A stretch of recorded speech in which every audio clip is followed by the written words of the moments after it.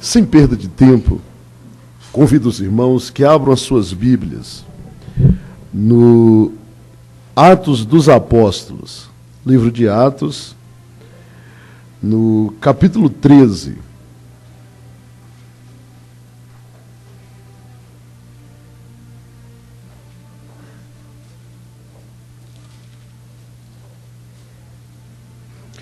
E nós vamos para o capítulo 15, Atos capítulo 15.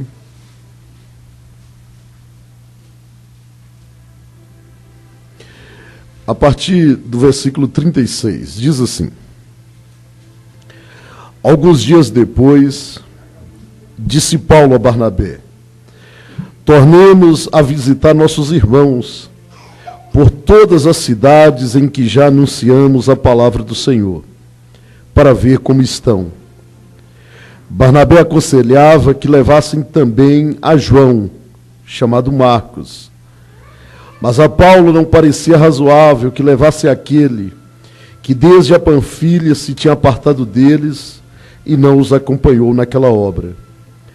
E tal desavença houve entre eles que se apartaram um do outro. Barnabé, levando consigo a Marcos, navegou para Chipre. Mas Paulo, tendo escolhido a Silas, partiu, encomendado pelos irmãos à graça do Senhor. Passou pela Síria e Cilícia, fortalecendo as igrejas. Vamos lá para a segunda carta de Paulo a Timóteo. 2 Timóteo, capítulo 4. 2 Timóteo, capítulo 4. Vamos a partir do versículo 6. Paulo prevê sua morte. Quanto a mim, já estou sendo derramado como libação, e o tempo da minha partida está próximo. Combati o bom combate, acabei a carreira, guardei a fé. Desde agora a coroa da justiça me está guardada, a qual o Senhor, justo juiz, me dará naquele dia. Não somente a mim, mas também a todos os que amarem a sua vida. Timóteo, procure vir ter comigo depressa, porque Demas me abandonou, amando o presente século, e foi para Tessalônica. Crescente para Galácia, Tito para Dalmácia, só Lucas está comigo.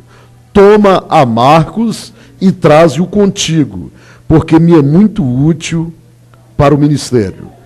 Dá uma ênfase aqui para mim, diga comigo assim: toma Marcos e traze-o contigo, porque me é muito útil para o ministério. Queridos irmãos, o tema que eu vou ministrar nessa noite tem como título Vidas acima da mediocridade, ou acima da média. Eu escolhi esse texto para trabalhar esse tema de vidas acima da mediocridade, porque quando alguém diz que você é medíocre, essa pessoa não está te criticando em nada. Essa pessoa está simplesmente dizendo: olha, você está na média. É igual a todos. A maioria tem essa postura, tem essa atitude, tem esse comportamento. Você não está nem lá em cima, nem cá embaixo. Está na média, está no meio. Por isso és medíocre. E compreendendo que a vida cristã é uma proposta não para estar abaixo da média, nem para ser medíocre, nem para estar no meio, mas para estar acima da média, acima da mediocridade. Escolhi esse texto, essa narrativa, e para nós compreendermos melhor ela, é necessário que nós voltemos no tempo para compreender a chamada de Paulo e os fatos que lhe cercaram. Quando Paulo tem aquele encontro fantástico com Cristo no caminho de Damasco, é uma conversão ultra radical. Não é por menos que tem um verbo grego chamado forceptai, que traduz a ideia de fórceps, ou alguém que foi retirado das garras da morte, dos braços da morte, com garras de ferro para a vida. Assim foi Paulo. Vamos lembrar que todos os outros discípulos, estava lá o Pedro na sua pescaria, relaxando, batendo sua rede, sua varinha. Jesus, olha, vem que eu quero te fazer pescador de homem. O Mateus Levi cobrando o seu imposto, esperando o seu salário do mês, e tudo ia bem. Jesus, vem, siga-me. O outro estava relaxando debaixo de uma árvore. Jesus, olha, eu vi quando você estava lá naquela sombreiro, numa boa, vem, siga-me. Foi assim. Paulo não. Paulo é um processo tão radical, quando aquela coisa louca, quando aquele bicho doido. Imagina Osama Bin Laden, depois do 11 de setembro, resolvesse aparecer em algum templo em Nova York, dizendo, olha, a partir de hoje sou cristão. Imagina o impacto disso sobre a sociedade, a receptividade das pessoas em relação ao Osama. Então imagina Paulo e a sua conversão. Quando ele chega, então, para o Evangelho, ele é ciceroneado por um obreiro da igreja, um obreiro veterano, de uma família proeminente no contexto da igreja, uma família originária ali a partir de Jerusalém. Ele, o irmão Barnabé, era irmão da nossa querida irmã Maria, que era uma das que serviam a Jesus, e era uma vivência legal. E imagina Barnabé pegando o Paulo e apresentando ele. Vamos pensar uma reunião de oração na casa da irmã dele, a irmã Maria. Aí chega, bate na porta, a pessoa que está lá dentro pergunta, qual é a senha, tal, e a contrassenha, tal. Quando abre a porta, enxerga Barnabé e Paulo, pronto. Só via crente saindo pela janela e tem um doidão lá fora e tá, problema. Assim foi a conversão de Paulo. De forma que os obreiros da igreja, aquele que estava sobre proeminência, ninguém deu nenhuma moral para aquele moço que estava chegando para o Evangelho. E o conselho que dá para ele é, ô Paulo, vá lá para a sua cidade, vá para Tarso, evangelizar sua família, e depois a gente vê. Que era uma espécie de geladeira, era uma espécie de isolamento siberiano no ministério de Paulo. E nesse contexto, Paulo passa um longo tempo na Arábia, sintetizando, compreendendo o Velho Testamento dentro de uma perspectiva cristã. E isso, o tempo vai passando. Chega aí 10 anos, depois de um tempo, um avivamento se instala em Antioquia. E Paulo é direcionado para lá. E esse moço, com chamada de Deus, e o interessante é que quando ele sofre essa rejeição, ele abre o jogo e diz, olha, Deus já me falou que eu ia passar por isso. Coisa boa é quando alguém fala, olha, eu vou fazer isso contigo. E você, olha, Deus já me disse que isso de fato ia acontecer. E Paulo, compreensivelmente, entendeu a postura do ministério para com ele. E agora ele estava em Antioquia.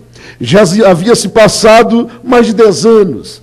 E quando alguém tem chamada, onde ele chega, as coisas acontecem. E o texto de Atos faz questão de, ao mencionar a igreja de Antioquia, dizer dos exponenciais que ali havia, profetas, mestres, e uma bênção estava a igreja de Antioquia. E é a mesma igreja de Antioquia que tem a predisposição e a convicção de entender o chamado de Paulo e o enviar para a obra missionária. Então, a partir de Antioquia, Paulo sai para a sua primeira viagem missionária. E essa primeira viagem missionária, 10 anos depois ou mais, ainda assim não tinha a confiança muito dos obreiros da igreja. E aí, a orientação, ele ia acompanhado daquele que o trouxe, que seria o Barnabé, também chamado José das Consolações. E disse, ô Barnabé, segue Paulo e de olho nele. E eles partem para a primeira viagem missionária saindo de Antioquia. E ao sair de Antioquia, eles evangelizam Seleucia, evangelizam Chipre, evangelizam Salamina, evangelizam Perge. E nessa viagem, o Barnabé pega o sobrinho dele, o João Marcos, e leva com eles. E eram 3, Paulo, Barnabé e João Marcos, que é o mesmo que escreve o Evangelho de Marcos. Quando ele chega numa região chamada Panfilha, aí a porretada começa a rolar solto. Paulo começa a apanhar igual doido. Barnabé começa a levar pancada. Quando o garotão, o João Marcos, viu aquela cena de porrete rolando solto, de chicotada cortando reto, João Marcos não pensou 2 vezes. Era um jovem, cheio de vida, e diz: apanhar não é para mim. Tchau, tio Barnabé, tchau, Paulinho, estou voltando para os braços de mamãe, vou para Jerusalém. Gente, isso deixou Paulo aqui, invocado com ele. Porém, Paulo e Barnabé, depois de tanta pancada na Panfilha, eles continuam a viagem. E isso está em Atos capítulo 13, versículo 13. Ao seguir viagem, eles voltam a Antioquia, vai lá na Pisídia, faz uma obra magnífica, desce em Icônio, volta em Listra, passa em Derbe, evangeliza Licaônia. Quando eles cumprem todo esse roteiro evangelístico, eles voltam a Jerusalém e para levar o relatório da primeira viagem para a igreja-mãe, para o pastor-presidente, para os seus líderes. E chega Paulo e Barnabé em Jerusalém, e os obreiros vão ouvir: e aí, como é que foi o trabalho missionário da primeira viagem, Paulo? E Paulo diz: fantástico, bênção, nós apanhamos igual doido na Panfilha, mas a semente do evangelho ficou, por onde passamos. E Barnabé mesmo, Paulo, Deus operou maravilha. E nisso, o sobrinho de Barnabé, o João Marcos, no cantinho, jovem, malandro, olhando a situação, cabeça coçando, um pouco envergonhado, e chama Barnabé à parte e diz: ô, tio Barnabé. Interessante, tio Barnabé é um nome bem leve para nós hoje, né? É o seguinte, tio, eu pisei na bola lá, eu acovardei isso, quando eu vi aquelas porretadas lá em vocês, eu voltei para casa de mamãe com minha trouxinha nas costas. Ô tio, mas eu sei, eu tenho uma chamada, tio, deixa eu ir com vocês. Meu sobrinho, o Paulo não está bem com você, Paulo está invocado com você, porque você nos abandonou quando estávamos na Panfilha. Ô tio, conversa com o Paulo para mim, deixa eu ir com vocês na segunda viagem, eu vou tentar. Ô Paulo, lembra do João Marcos? Eu lembro, o que é que tem? Ô Paulo, é meu sobrinho, ele está querendo ir com a gente. Não. Ô Paulo, deixa o menino, dá uma moral, dá uma chance. Não.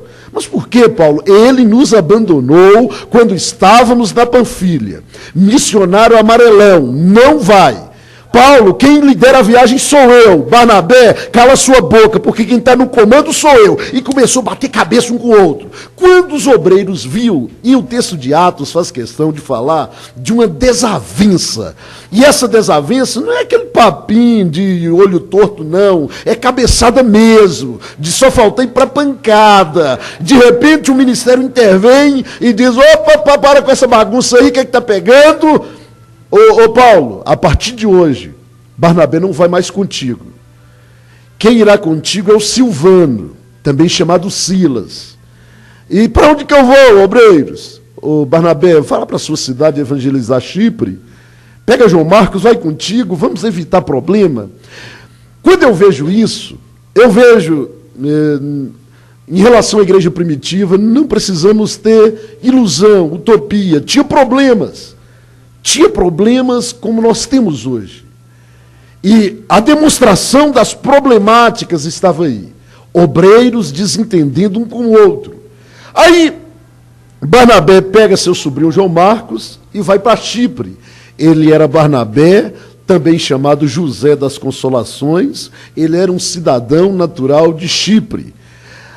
Paulo, pegando Silvano, também chamado Silas, Então sai a partir de Jerusalém para a sua segunda viagem missionária. E aí eles vão para a Síria, evangeliza a Cilícia, chega numa cidade chamada Derbe e começa a evangelizar Derbe e Listra. Quando eles estão em Derbe, eles conhecem duas mulheres, uma chamada Loide e a outra chamada Eunice. E tinha um filho, era avó e mãe, e o garotão ali, o Timóteo. Imagina que ele tinha aí uns 16 anos. Ele era filho de pai grego e de mãe judia. Paulo evangeliza Timóteo. Timóteo pede Paulo para cortar-lhe o prepúcio genital, para circuncidar. E Paulo, naquele princípio, por causa do milagre, beija o pé da estátua, aí não fede nem cheira. Vamos lá e corta o prepúcio genital do garoto e convida ele para compor a caravana. Agora eram 3 novamente. Era Paulo, Silvano ou Silas e o Timóteo. E ele segue a viagem. Novamente desce na Frígia, evangeliza a Galácia. E quando eles estão ali na Galácia, Paulo tinha um sonho de deixar aquele conjuntinho de cidades ali da Ásia Menor e apontar para a Ásia Maior. Mas, quando ele está naquela decisão, ele é impedido pelo Espírito Santo de seguir viagem. E, novamente, eles passam em Mísia, descem na Bitínia e chegam na cidade de Troade. E ele hospeda em Troade, na casa de um presbítero chamado Carpo. Naquela noite, Paulo tem uma visão de um varão lá do lado da Macedônia, dizendo: ô Paulo, atravesse a Macedônia e vem estar conosco. Então Paulo compreende que Deus não queria que ele fosse para a Ásia Maior, e sim que ele fosse para a Macedônia. O dia amanheceu, Paulo pega numa viagem rápida, desloca, deixando para trás, na casa do presbítero Carpo, sua capa, sua biblioteca ambulante, suas bíblias ou seus pergaminhos. E isso já me chama a atenção, quando Paulo, além das suas bíblias, tinha seus livros, sua biblioteca ambulante. E eu fico me perguntando que livro Paulo lia. Talvez estivesse lendo a República de Platão, talvez estivesse lendo a Maiêutica, ou aqueles diálogos entre Platão e Sócrates, cheios de ironia, para falar das coisas da vida. Talvez estivesse lendo satiricos daquelas tradições romanas, talvez estivesse lendo a história de Roma, de Tito Livio, talvez estivesse lendo as sínteses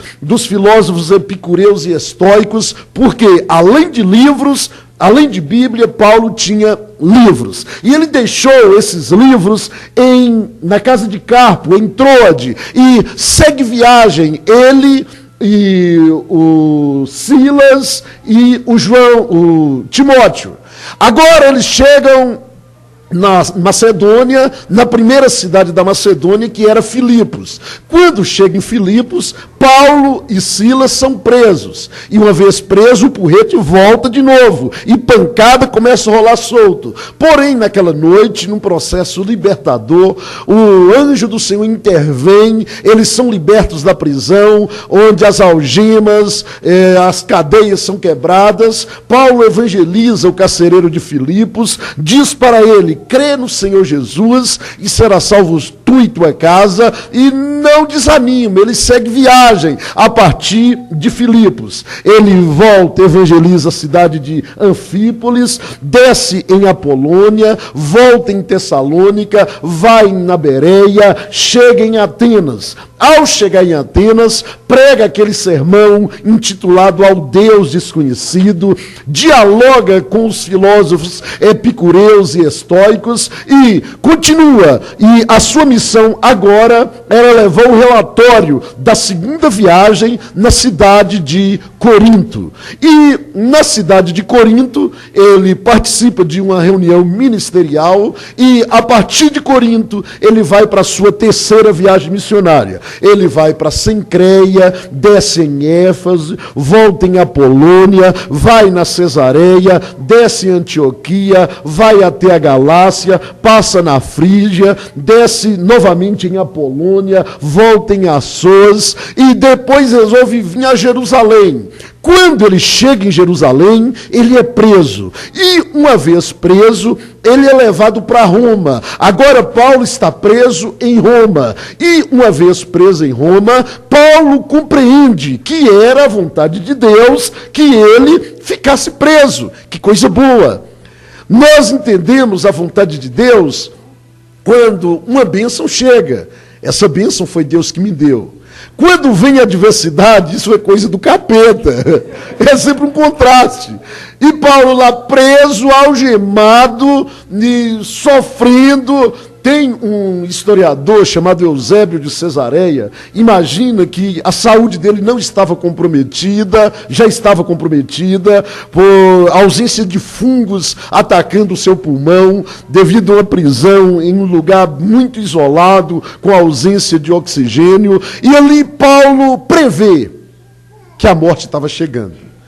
Porém, ele já havia escrito mais da metade das chamadas cartas prisionais. E quando ele pressente que a morte está chegando, ele precisa então fazer uma reflexão para reconciliar com algumas coisas do seu passado. Ele escreve uma das suas últimas cartas. Ele já havia escrito uma carta para o jovem Timóteo, que pastoreava a cidade de Éfeso, uma carta para a igreja. Depois escreveu a primeira carta pessoal para Timóteo, que é a primeira carta de Paulo a Timóteo. Agora Paulo escreveu uma das suas últimas cartas, a segunda carta de Paulo a Timóteo. Aí ele escreveu dizendo: Timóteo, o tempo da minha partida está próximo. O tempo da minha libação está chegando. Porém, eu combati o bom combate. O tempo da minha partida chegou. Eu acabei a carreira, porém eu guardei a fé. E desde agora, Timóteo, a coroa da justiça me está guardada, a qual o Senhor justo juiz me dará naquele dia. Timóteo, vem me visitar, Timóteo. Sai aí de Éfeso e vem me visitar em Roma. Quando você estiver vindo, Timóteo, venha, porque eu me sinto solitário. Eu fui abandonado por todos os meus amigos. Alexandre, o latoeiro, causou-me muitos males. Esse Alexandre, imagina que era alguém ligado, tinha um ofício de trabalhar com ferros, algo raro naquele contexto, de trabalhar com metal, alguém proeminente em Roma, que poderia muito bem falar a favor de Paulo em um dos julgamentos, e foi completamente omisso. Isso entristece Paulo. E ele diz: Alexandre o latoeiro causou-me muitos males. E ele diz: fulano foi para Dalmácia, o outro foi para Galácia. O único que está comigo é o meu médico amado, é o Lucas. Timóteo, vem me visitar. Quando estiver vindo, passe lá em Troade, na casa de Carpo, pega os meus livros, pega as minhas bíblias, pega a minha capa. Vem, Timóteo. E quando você estiver vindo, não esqueça, Timóteo, traga João Marcos, porque ele me é muito útil para o ministério. E aqui está a afronta. Porque o texto de Atos 13, Paulo despreza João Marcos. Paulo descarta João Marcos. E agora, no texto de Timóteo 4, Paulo diz: não, João Marcos não é um inútil. João Marcos é alguém útil. João Marcos é muito útil para o meu ministério. E aqui nós vamos começar então a entrar no tema: vidas acima da mediocridade. João Marcos, para mim, é um modelo de alguém acima da mediocridade, alguém acima da média. O garoto João Marcos, quando ele vive lá na sua juventude, que alguns deduzem que ele já chega nessa viagem com um filme queimado. Porque aquele garotão de Marcos, capítulo 19 ou 20, se não me engano, lembra que o João Marcos que eu estou mencionando é o mesmo que escreve o Evangelho segundo Marcos. E tem uma narrativa no Evangelho de Marcos, de uma figurinha, que quando Jesus subiu para orar, ele não foi. Mas quando a turba subiu para prender Jesus, Ele estava dormindo, é igual alguém que eu conheço, que sou eu mesmo, que eu posso estar no segundo sono, se eu ver um pipoco rolar lá fora, eu chego no portão, coisa de favela mesmo. E minha esposa fica invocada com isso. Tá rolando, vai dormir, menino. E quando ele viu a turma subindo para prender Jesus, ele acorda, todo curioso, nem põe uma sunga direito, nem põe uma roupa, pega o lençol que o cobria, joga sobre o corpo e sobe para o monte. Quando chega lá, quase que ele sobra, porque um soldado, achando que ele era amigo de Jesus, puxa ali o lençol e ele sai correndo com aquele bumbum branco no meio da noite. Imagina que seja o mesmo. Então já estava com o filme queimado. E então já chega no início do seu ministério com o apelido, o Peladão da Meia-Noite. Era João Marcos. Aí quando ele tem a chance de se redimir, de plantar igreja, de plantar a semente do evangelho, ele vacila de novo. Ele abandona Paulo e Barnabé. Porém, depois que ele viu a briga do tio dele com Paulo por causa dele, ele poderia ter dito: desisto, acabou. Agora, além de Peladão da Meia-Noite, tem o apelido de missionário amarelão. Acabou, vou arrumar outra coisa para fazer. Ele é acima da média. Ele poderia ser como qualquer um, de dizer: ó, frustrei o ministério, acabou o meu ministério, eu vou desviar, eu vou sair pecando para justificar a minha burrice. Ele não faz isso. Ele diz: eu posso ser útil. Eu cresci vendo Jesus. Mamãe foi apaixonada pelo ministério de Jesus. Eu sei muita coisa que Jesus fez. Eu vou tomar uma iniciativa. Eu vou escrever tudo o que os meus olhos viram. Eu vou escrever tudo aquilo que o pastor Tiago me lembrar. Eu vou escrever o primeiro dos evangelhos e vou mandar para Paulo. Lembra que até aí Paulo não tinha andado com Jesus. Tudo que Paulo havia escrito foi fazendo síntese a partir do Velho Testamento. Mas quando Paulo recebe o evangelho segundo escreveu Marcos, aí Paulo desanda. Era isso que eu queria. Paulo sintetiza, Paulo compreende quem de fato foi Jesus. Não é por menos que hoje, quando vai traduzir a Bíblia para qualquer idioma, eles não escolhem o Evangelho segundo escreveu João, escolhem o Evangelho de Marcos. Qualquer língua nativa, quando qualquer tradutor que vai fazer uma tradução para aquele idioma, escolhe o Evangelho segundo escreveu Marcos. Então ele escreve o Evangelho, manda para Paulo, e na prisão a ficha de Paulo cai. Eu estava desprezando alguém que não é um inútil. Eu acabei jogando pesado com um jovem e eu preciso redimir. Ô Timóteo, traga esse garoto para mim, Timóteo. Ele não é o inútil que eu achei que era. Ele é útil. E não é útil para o ministério do outro, ele é útil para o meu ministério. Quando eu digo que Timóteo, ou que João Marcos, é o meu modelo de alguém acima da média, é pela capacidade de reagir. Poderia vir a um ser auto-vitimado, um ser complexado, um ser autocomisserado, um ser que vivesse o tempo todo: eu estou assim por causa daquele mula manca do Paulo, eu estou desse jeito porque um obreiro não me valorizou. Não, João Marcos não fez isso.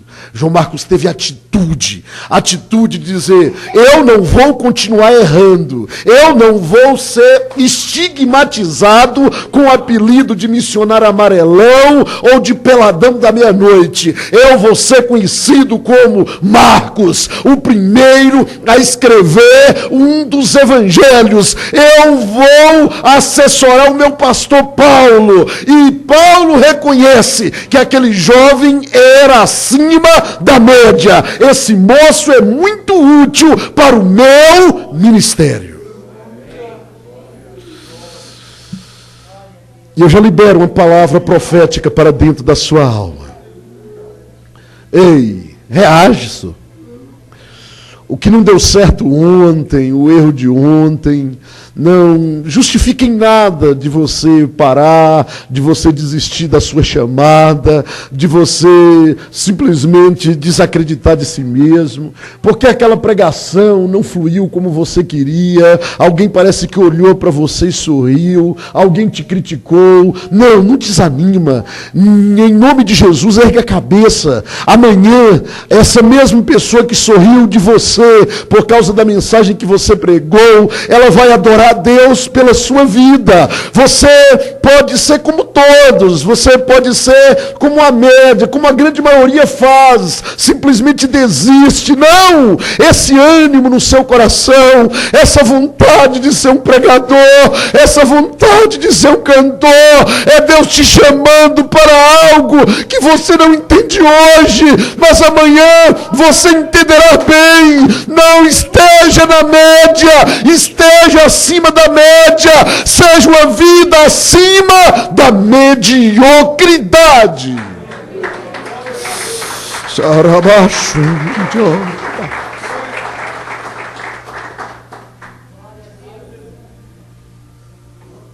Um segundo acima da média para mim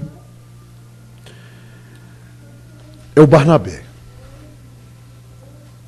Barnabé, talvez eu me identifico muito com ele. Não é por menos que ele é chamado o homem que consola. Poderia hoje ser chamado de Chapolin Colorado. Quem irá em minha defesa? Barnabé. A capacidade de Barnabé, a maioria das pessoas, chega alguém falando do outro, pastor Silas, começa a criticar o pastor Silas. Aí, não, é isso mesmo, pai. Isso mesmo, é desse jeito. Pastor Júnior, não, ele tem uma facilidade de detonar qualquer um. Ô, gente, nós vivemos um tempo de redes sociais e eu fico observando a capacidade de inúmeros cristãos de atuar com fogo amigo, onde um pega uma deixa boba falando de alguém, pá, detona, fogo amigo.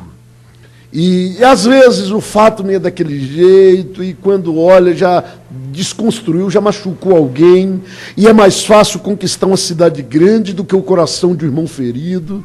Eu vejo Barnabé comprando o boi de um garoto. Eu vejo Barnabé batendo de frente com o pastor presidente. Eu vejo Barnabé batendo de frente com o pai das missões, por causa de um jovem. Eu vejo Barnabé dizendo: se esse jovem não serve para nada, eu também não sirvo. Se o ministério desse jovem acabou, o meu também acabou. Nós precisamos de Barnabé. Pessoas que consigam olhar para o outro e enxergar aquilo que ninguém enxerga. Por isso, Barnabé é acima da média. A grande maioria detona, a grande maioria machuca, a grande maioria critica, a grande maioria isola, a grande maioria manda para a Sibéria, a grande maioria diz: não tem jeito, esse aí é pau que nasceu torto, vai morrer torto. Barnabé disse: não, esse aí, se tivermos calma, ele vai dar fruto. O Barnabé, ele tem posicionamento de: dá um tempo, vamos ter um pouco de calma. É assim que alguém acima da média age. É assim que alguém que consegue enxergar o ser humano com um segundo olhar, um olhar diferente, age. Eu gosto de uma mulher, ela é uma polonesa, de uma família rica. Ela deixa a Polônia, se torna uma missionária católica e vai para a Índia, para a cidade de Calcutá. Ela escreve um texto que eu gosto muito. Ela diz: os seres humanos são irracionais e autocentrados. Ame-os mesmo assim. Se você fizer o bem, vão te acusar de ser um egoísta e interesseiro. Faça o bem mesmo assim. Os maiores homens e mulheres com maiores ideias e maiores mentes podem ser derrubados pelos menores homens e mulheres com menores ideias e menores mentes. Pense grande, mesmo assim. Aquilo que você levou anos para construir, pode vir alguém durante a noite destruir. Construa, mesmo assim. As pessoas precisam de ajuda, mas elas vão te atacar quando você resolver ajudá-la. Ajude-os, mesmo assim. Os seres humanos, eles são incoerentes nas suas atitudes, mas não seja igual a todos, seja diferente, mesmo assim. Madre Teresa de Calcutá. O que eu entendo isso, com a consciência cristã, alguém que conheceu Cristo, você tem um convite para estar acima da média. Se as águas do rio estão vindo nessa direção, quem disse que você é obrigado a descer junto com a cachoeira? Nade contra as águas, mesmo assim. Se a proposta para você é vingar, faça o contrário da vingança, perdoe. Se a situação daquele que te magoou e a sua alma está com vontade de dar o troco, como alguém que conheceu Cristo, a maioria gosta de dar troco.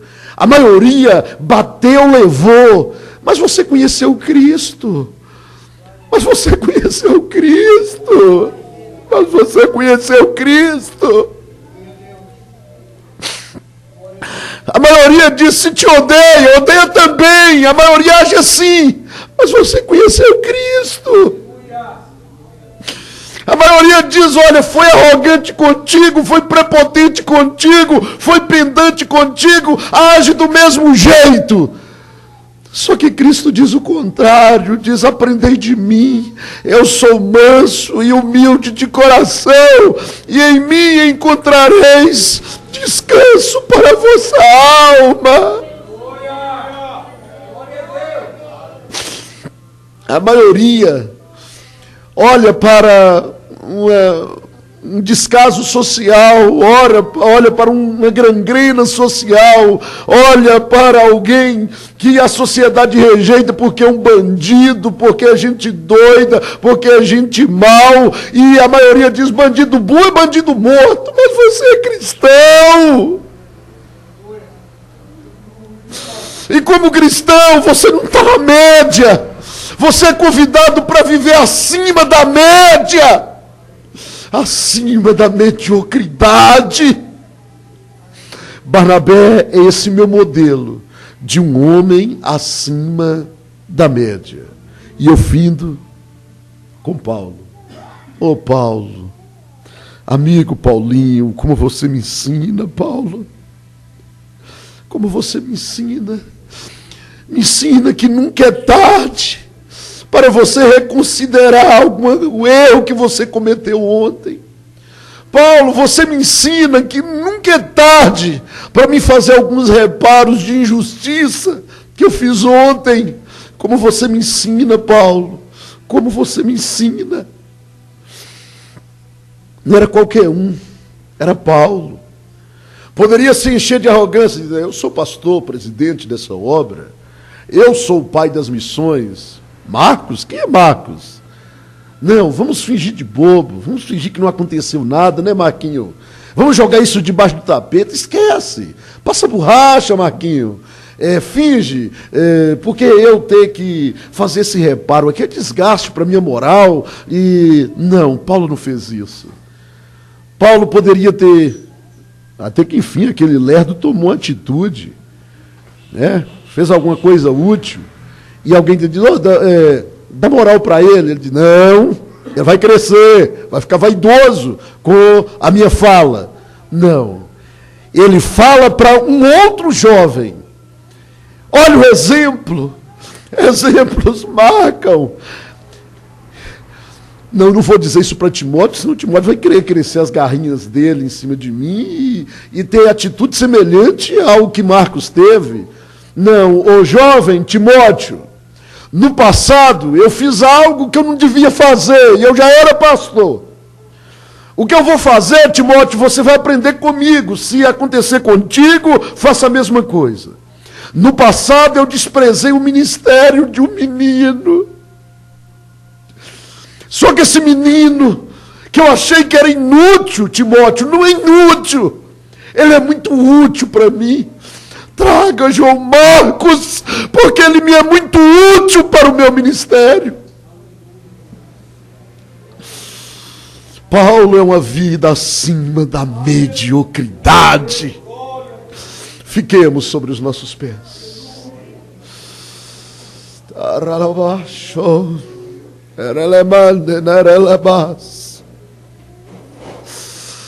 A maioria odeia. Ame, mesmo assim. A maioria ensina que você tem que tomar tudo que tiver ao seu alcance para tomar do outro. Mas você é acima da média, e aqueles que são acima da média sabem que às vezes é dando que se recebe, é perdendo que se ganha. A maioria diz que a vingança é necessária. Mas você não está na média, você está acima da média. Perdoa quem te fez mal, perdoa. Perdoa. Perdoa, perdoa, perdoa. Porque você é acima da mediocridade, perdoa. Na autoridade do nome de Jesus, eu ministro sobre vossas vidas. E que o poder dessa palavra simplesmente não vai produzir em você nenhum intelectual, não vai produzir em você nenhum filósofo, essa palavra não vai produzir em você nenhum ser proeminente socialmente, talvez. Mas essa palavra vai tocar o seu caráter, a sua natureza, a sua personalidade. Começa a lembrar aí daquela pessoa que te fez mal. Começa a lembrar, tem muito tempo, você jogou debaixo do tapete e está dizendo, não, eu esqueci isso. Ei, perdoar pode não ser amnésia, mas perdoar é algo necessário para quem é cristão. Perdoe, perdoe. Não vingue, não saia por aí falando mal dele porque te fez mal. Perdoe, perdoe. Não imite a atitude daquele que fez mal contigo. Perdoe, perdoe. É isso que vai te fazer acima da média. Na autoridade do nome de Jesus, que o poder da palavra balance suas estruturas, que o poder da palavra mexa com as suas raízes, que o poder da palavra te comova, te compunja, mexa contigo, altere seu comportamento, altere suas atitudes, em nome de Jesus. Amém e amém, Jesus.